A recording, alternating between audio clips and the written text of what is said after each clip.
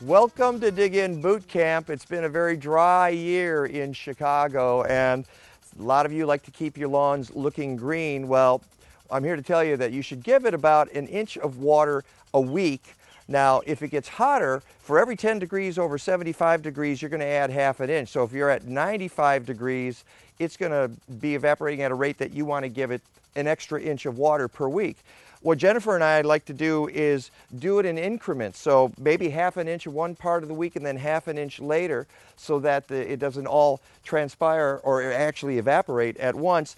And the way you can measure this with the sprinkler, as we've done here, is you just put out a little dish and you have it sprinkle, and put a couple out there in different locations so that you can see here when it fills up to half an inch, and there where it fills up to half an inch. And then you know you've given your lawn adequate water, and that's exactly how you know how to do that. Now, you can let your lawn go dormant in weather like this, dry weather like this.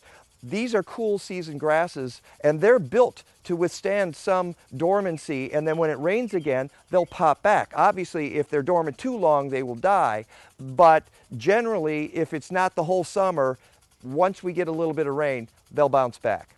That's your Dig In Boot Camp.